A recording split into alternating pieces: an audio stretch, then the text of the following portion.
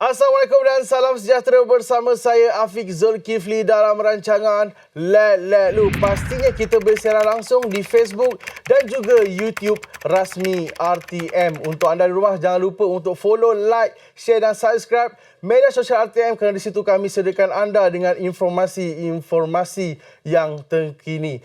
Minggu ni kita bawakan khas, Let Lu khas kerana di sini kita melihat wabak berita palsu ini semakin meningkat dan ia membawakan kegusaran terhadap masyarakat dalam kita ingin melawan COVID-19 ini. Ada satu virus juga yang perlu kita tangani iaitu virus berita palsu. Dan topik kita pada minggu ini adalah wabak berita palsu. Nak tahu lebih lanjut mengenai topik ini? Kita saksikan dulu clipping ini.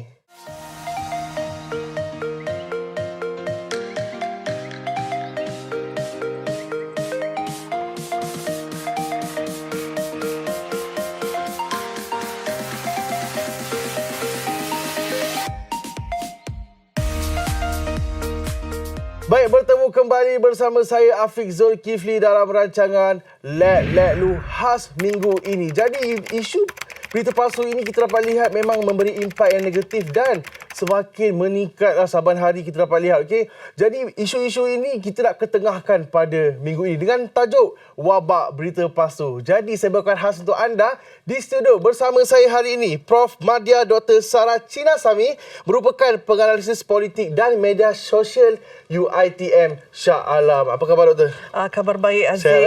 Terima kasih menjemput saya ke studio pada hari ini. Yes. Okey. Doktor, hari ini kita nak sembang mengenai wabak berita palsu di mana kita dapat lihat sekarang ni berita palsu ini semakin meningkat dan menggusarkan masyarakat kita sekarang ni. Jadi secara ringkas dan secara generalnya, boleh tak doktor ceritakan senario berita palsu di Malaysia sekarang? Okey, kita lihat berita palsu ni adalah satu penyakit yang sedang menular di kalangan masyarakat kita ni. Jadi persoalan di sini adalah sejauh manakah kita memainkan peranan yang penting untuk menangkis penularan berita palsu. Dan kalau kita lihat Haziq, sejak awal tahun ni kita sudah pun berhadapan dengan Perintah Kawalan Pergerakan dengan impak COVID-19 dan ia berlanjutan sehingga akhir tahun ini. Dan sudah tentu kita lihat bahawa bukan setakat Malaysia tetapi di luar negara di peringkat global juga menghadapi masalah penularan berita palsu, iaitu semakin tinggi kes berkenaan dilaporkan di mana-mana negara, tidak kisah di China ataupun di Hong Kong, Taiwan ataupun di Amerika, Itali, semakin tinggi penularan berita palsu yang mengikuti belakang kes-kes berkenaan, sama ada dari segi manipulasi perangkaan, dari segi berkaitan dengan pengumuman sesuatu hospital dikatakan tidak boleh pergi, dan juga dari segi perangkaan kematian. Jadi impak ni kita lihat bukan setakat Malaysia tetapi sekitar global. Jadi apa tindakan ataupun peranan yang perlu kita ambil untuk berhadapan dengan penularan berita palsu? Dan kalau kita lihat impaknya bukan setakat dengan pandemik COVID-19, malah ia juga ada impak terhadap senario politik negara kita, dan kita pun sudah tahu bahawa kita sudah mempunyai lebih kurang 3 pilihan raya, iaitu 2 di Slim dan juga di Chini, dan kemudiannya yang terbesar adalah pilihan raya negeri Sabah.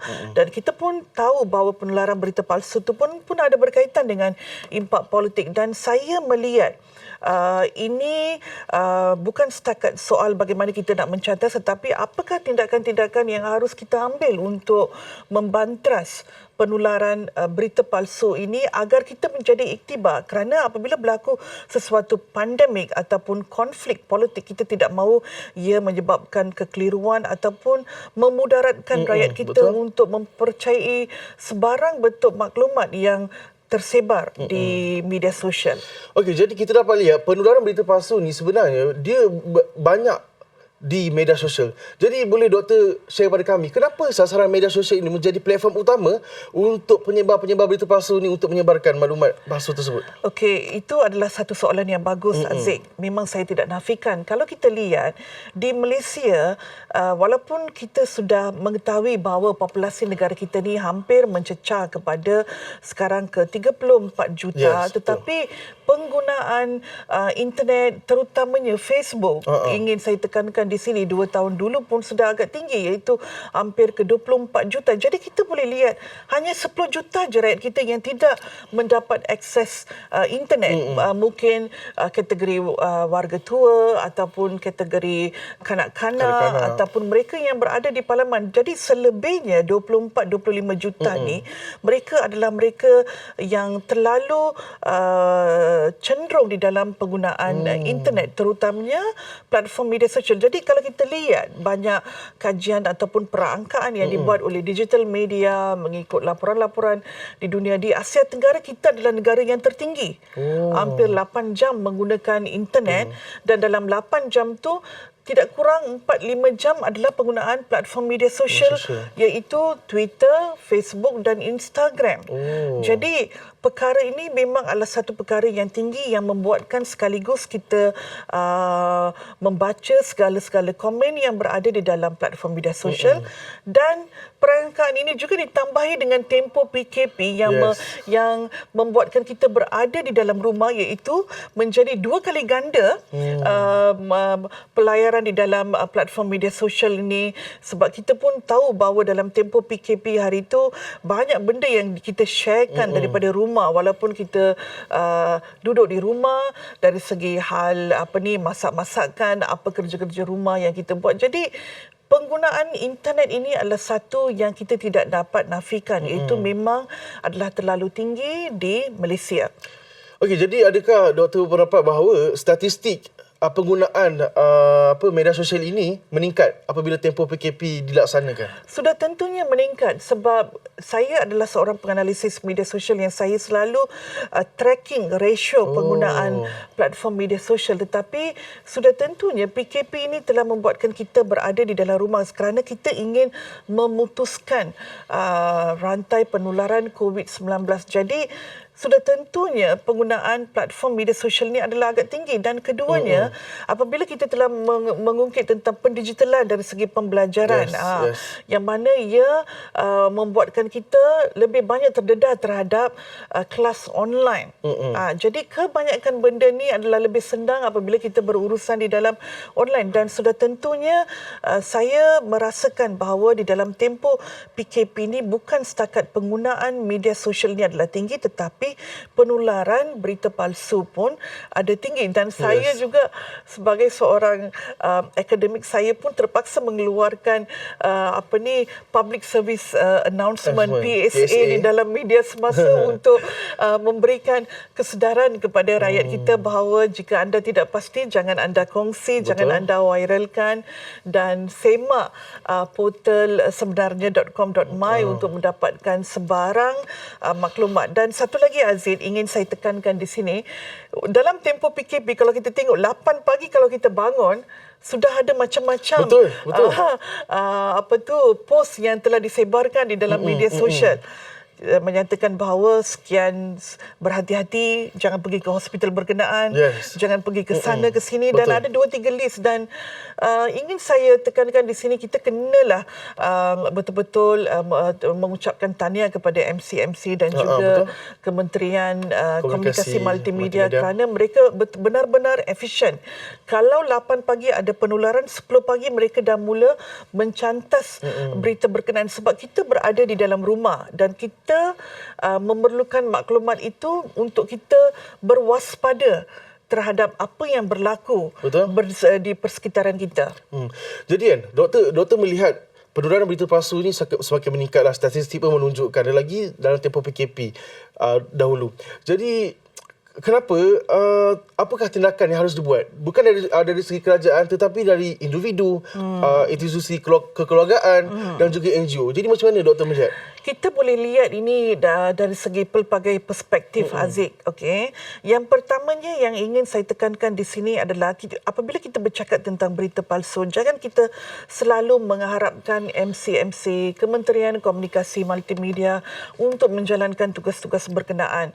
Dan apa yang saya sarankan di sini adalah rakyat, rakyat dan juga agensi-agensi kerajaan, kesemua pihak pun perlu memainkan satu peranan yang penting untuk mencantas penularan berita palsu dan bukan hanya bergantung kepada agensi-agensi tertentu. Dan ingin saya tekankan di sini, ada satu kes yang berlaku kononnya dibawarkan di sekolah berkenaan itu telah ada kes COVID-19. Jangan hantar anak-anak anda ke sekolah berkenaan dan makan-makan.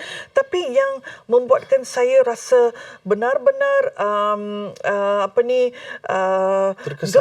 gembira untuk melihat adalah apabila sekolah berkenaan pada 8 pagi mereka telah mengeluarkan satu kenyataan akhbar yang diwawarkan kepada semua media massa. Jadi ini adalah satu contoh yang perlu kita pelajari.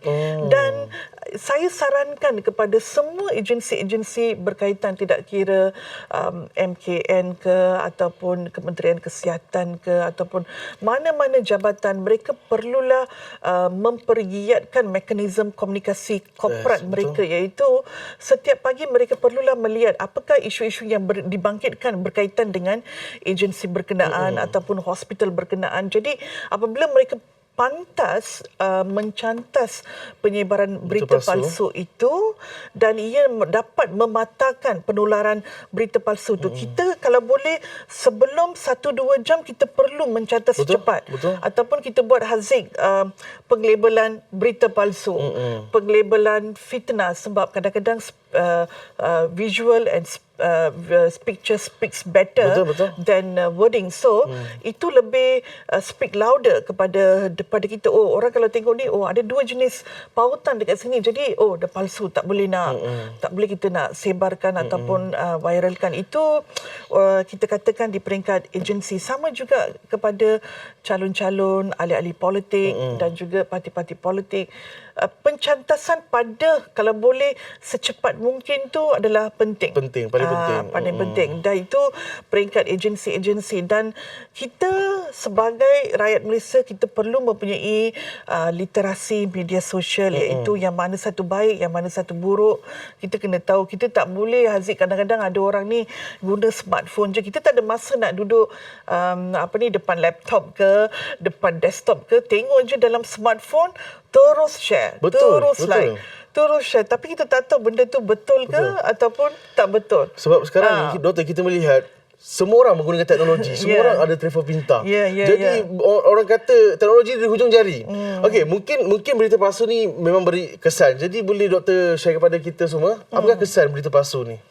Okey, salah satu kesan yang agak penting ini kita boleh melihat mengikut aspek by aspek, Haziq. Kalau pertamanya, kalau ia berkaitan dengan senario negara, umpamanya berkaitan dengan politik. Kalau berkaitan dengan politik, sudah pastinya ia akan ada impak terhadap faktor ekonomi dan juga sosial. Kalau politik, kita melihat terlalu banyak sangat maklumat yang kita share tanpa kita ketahui kesahihannya, ia akan menyebabkan kekeliruan di kalangan rakyat kita. Dan mereka akan berasa bercuriga dan akan berlaku satu keadaan di mana adakah perlu saya percaya terhadap agenda ini, adakah betul program berkenaan itu dibuat. Jadi dia akan menunjukkan kekeliruan. Tetapi yang kedua, faktor yang kedua ni, kesan yang kedua yang saya cakap di sini adalah pandemik. Pandemik berkaitan dengan COVID ni. Okey, bila maklumat berkenaan disebarkan, sebab ia berkaitan dengan isu penyakit, keselamatan dan sebagainya, orang akan jadi takut.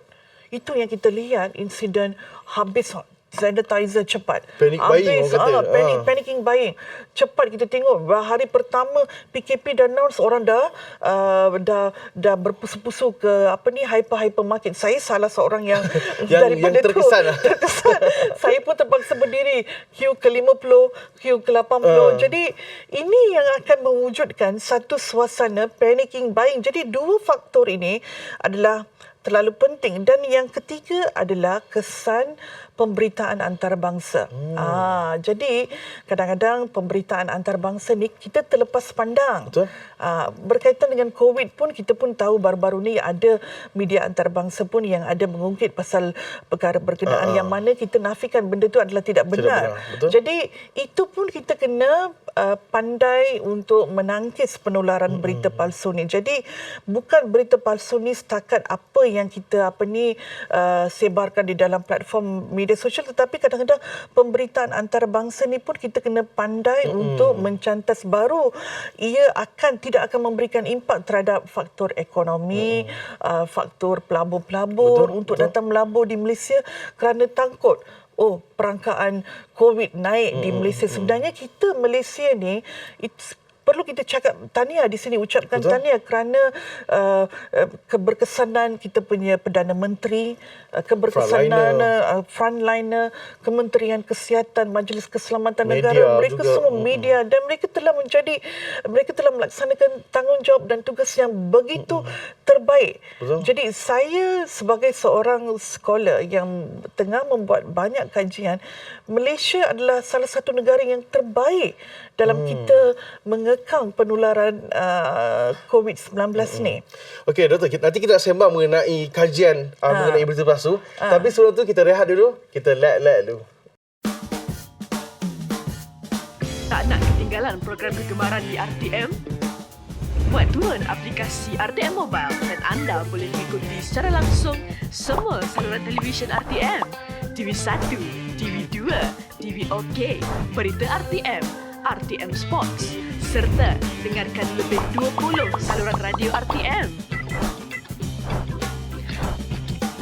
Buat turun sekarang di App Store, Google Play, App Gallery dan sertai lebih 2 juta komuniti RTM Mobile.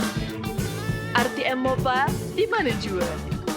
Baik, bertemu kembali dalam rancangan Let Lu. Hari kita bersembang mengenai wabak berita palsu. Let Lu khas orang kata. Okey, jadi Doktor, kita nak, tadi Doktor mengatakan Doktor ada membuat kajian mengenai berita palsu ni. Jadi boleh Doktor kongsikan kepada penonton Let Lu, apa sebenarnya kajian yang tengah dijalankan?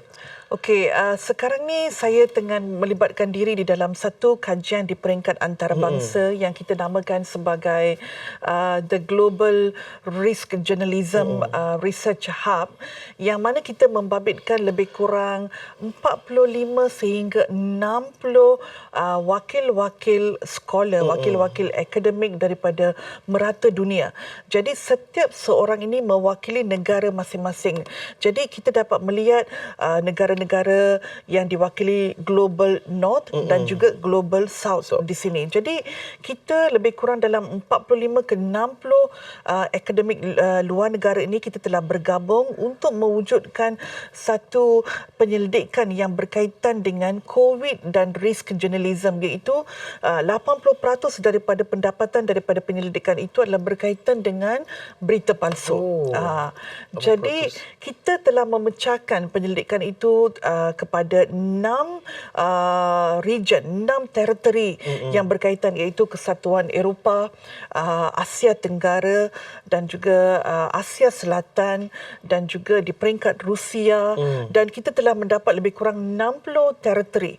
So dalam 60 teritori ini mereka akan menjalankan satu soal selidik berkaitan dengan media, berkaitan dengan doktor, berkaitan dengan kementerian yang berkaitan bagaimana berita palsu ini telah memberikan impak terhadap media, terhadap rakyat, terhadap frontliner di negara masing-masing. Jadi kita akan mengumpulkan keseluruhan data daripada penyelidikan ini dan kita akan memberikan cadangan pembikinan polisi di sini. Apakah yang terbaik untuk kita buat, terutamanya apabila kita berhadapan dengan situasi tidak kira pandemik ataupun berkaitan dengan bencana alam sekitar.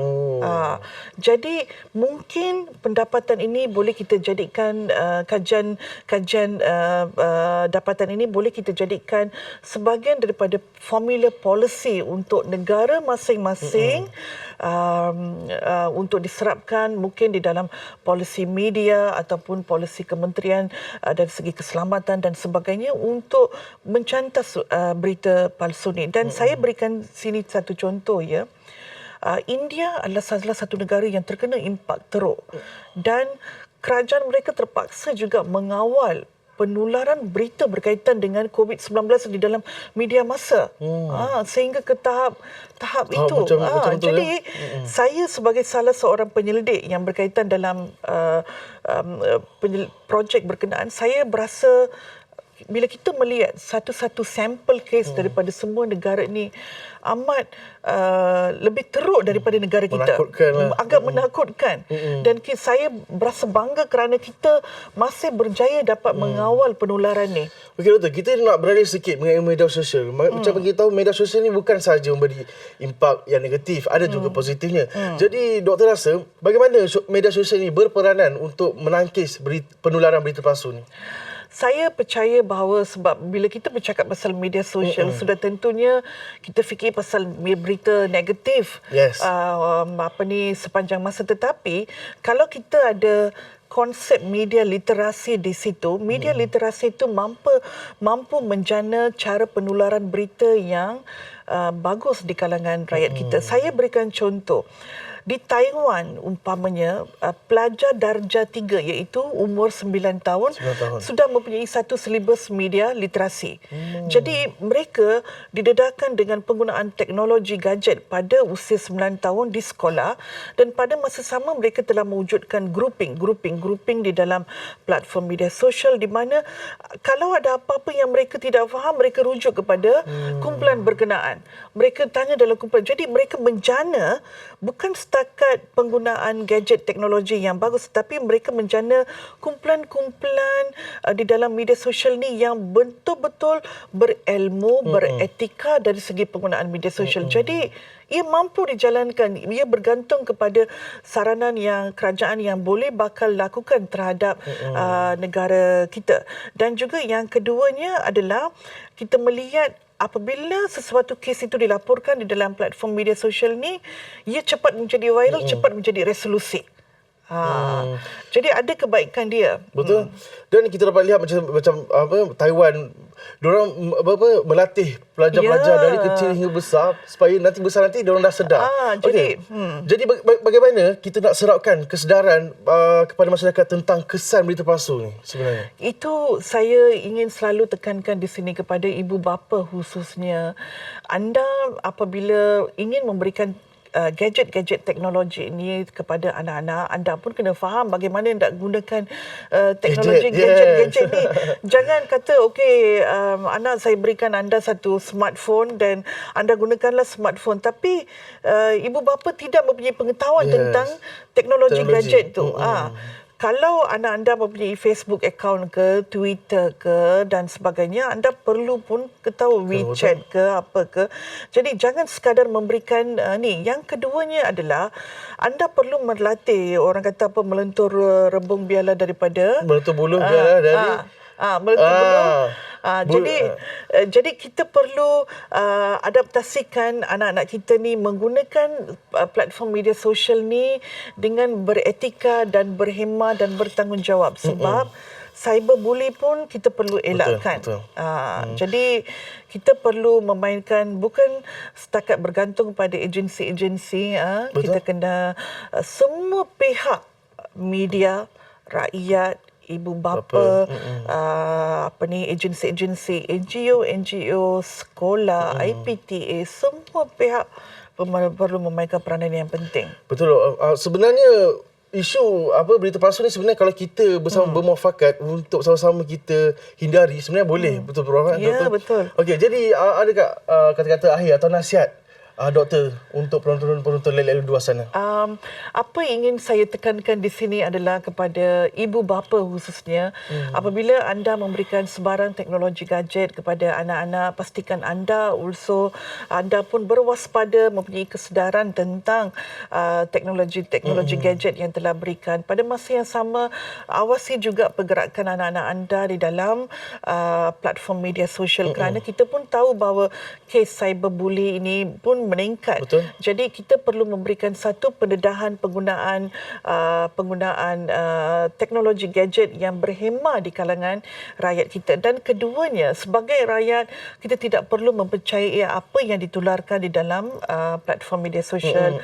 Rujuklah kembali kepada media perdana untuk mendapatkan berita yang sahih. Selagi anda tidak pasti, jangan kongsi, jangan share. Dan kepada agensi-agensi kerajaan, silalah buat penglabelan berita palsu palsu secepat mungkin agar ia tidak menjadi padah kepada komuniti kita, bukan setakat komuniti, malah ia memberikan impak kepada politik, ekonomi, sosial negara.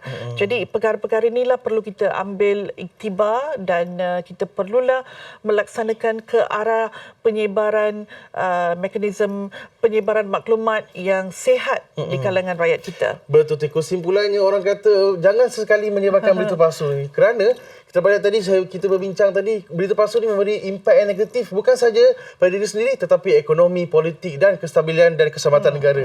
Okey, untuk anda di rumah jangan lupa untuk follow, like, share dan subscribe media sosial RTM, kerana di situ kami sediakan anda dengan berita-berita dan informasi yang terkini. Dan jika anda ingin menonton RTM walau di mana anda berada, anda boleh download aplikasi RTM Mobile atau tontonnya di MyClick. Saudara, pastinya yang sahih dari RTM. InsyaAllah kita jumpa lagi pada minggu hadapan. Saya Hafiz Zulkifli. Assalamualaikum dan salam sejahtera. Bye-bye.